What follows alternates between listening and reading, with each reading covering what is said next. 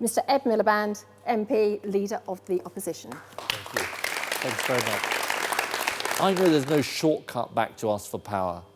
I know that we have to take our time and we have to spend our time talking to you, the voters, talking to you about your hopes and concerns, where we went right, where we went wrong in government, and how we can build for the future. That's why I'm so grateful to Kent on Sunday for having organised this event today. That's why I'm so grateful to you for sparing the time to talk to me, and I look forward to our conversation.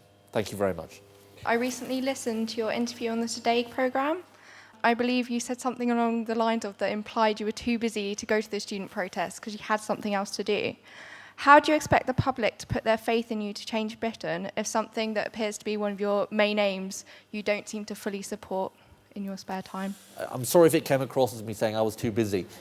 Look, I was making the point that at a time when there was one aspect of the demonstrations portrayed, and of course none of us condone, in fact we all condemn, I'm sure, the violence that there was. There were lots of people who were decent-minded people who were worried about what was happening to their lives. And I was saying, look, I was tempted to go out and talk to some of those people, and I'm going to make sure that I do, because I think it is important to hear your voice as, and I think there is a generational thing here, which is that young people feeling like what's my generation, our generation, if I'm allowed to say that, what's our generation leaving for the younger generation? It's going to be sort of higher student fees, climate change, an aging society, all of those things. And so, we need to sort of understand, as for your generation, sir,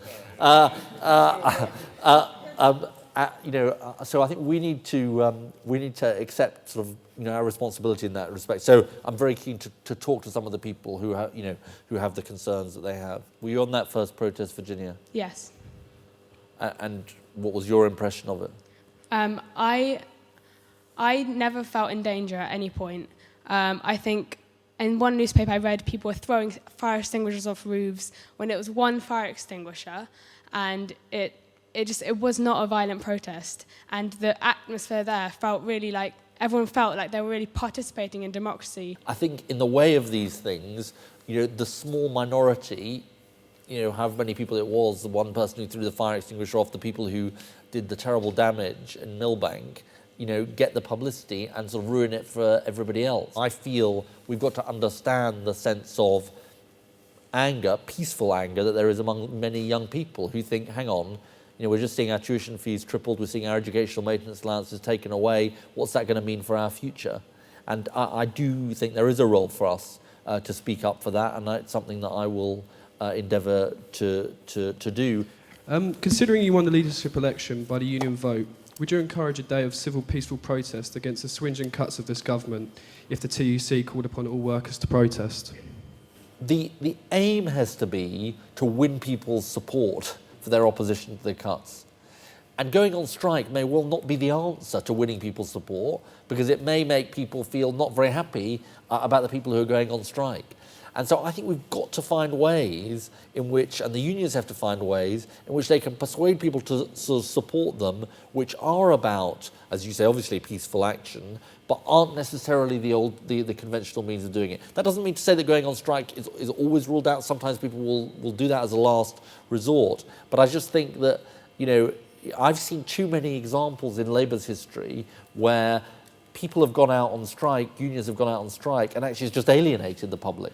This week, many of your former Labour ministers took high-profile positions in the No campaign on the alternative vote.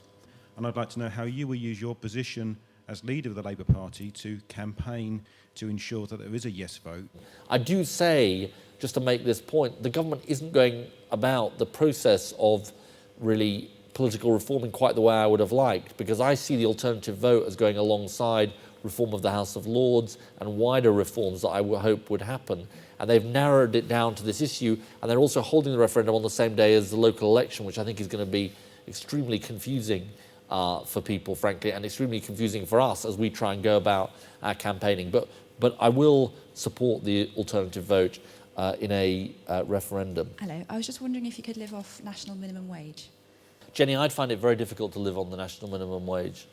And I'm campaigning for a living wage, so a living wage of more than £7 an hour. not as a matter of law to begin with. I think that what you should do is you should find ways in which, through government procurement, for example, through what government does, you encourage a living wage. And I think it's one of the biggest issues we face in our society is the fact that people work incredibly hard and can't make ends meet and can't lift themselves out of poverty.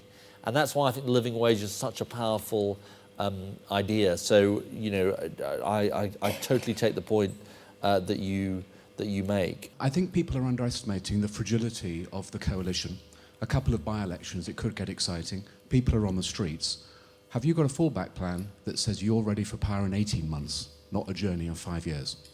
Obviously, I don't want it to be a 5-year coalition. We do need to develop that plan, and I would be ready at any time. If there was a general election, we would obviously have to respond to those circumstances. I suppose the reason I'm emphasising this point about there not being a quick fix is I think it's partly an important lesson for my party, because I think if we sort of come under the impression that it is all about just opposing the coalition, and it is about the coalition sort of imploding, if you like, then I don't think we'll do the hard thinking that we need to do about how we get back in touch with people and how we represent what people want. I'm just interested in your desire to disassemble New Labour and disassociate yourself to a certain extent with it, especially when harking back to previous change in the Labour Party, which was back in the sort of early 90s, 80s, when it was 4 straight defeats rather than 3 victories. I think New Labour was good in some respects. I think it was good in the sense of we need to be a party that runs a good economy, as well as tries to bring social justice. We need to create wealth as well as distribute it. We don't want to just appeal to a narrow section of society. All of those things are important. All of those things were part of New Labour's appeal.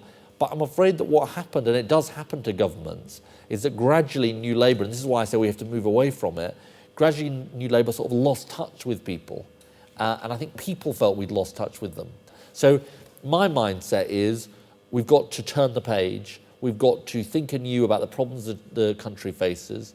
We know what our values are as a party about social justice and equality. We've got to put them into practice for the 2010s, not for the 1990s. And that's the kind of reform of the Labour Party that I want to see. We know that George Osborne is about to cut, 81 billion in spending cuts. And it feels like the general public hasn't really had a say. So my question is, wouldn't it have been better to have a referendum on whether these spending cuts should have happened, rather than just go ahead with it? I'm not sure a referendum is the answer, but I think you make the point that I don't think people had a sense of the scale of reductions that a Conservative government or a Conservative Lib Dem government would make. Look, the Lib Dems were actually promising something different. They were agreeing with us about a more modest, more cautious approach to reductions in spending. So I think this does go to an issue about trust in terms of our society and in terms of politics. And I guess lots of politicians say this at the beginning and then maybe don't fulfill it. I would prefer, and this is why I'm being cautious in some of the answers I give, I would prefer for us to be a government and a party that under-promised and over-delivered rather than the other way around, which is to over-promise and under-deliver. But I think that is what breeds the cynicism there is about politics. Thank you very much for being here. Thank you very much. And also, thank you very much to Ed Miliband, Thank MP. you very much. Thank you. Thank you very much. Thanks so much. Really enjoyed it. Thank you very much. Thank you very much.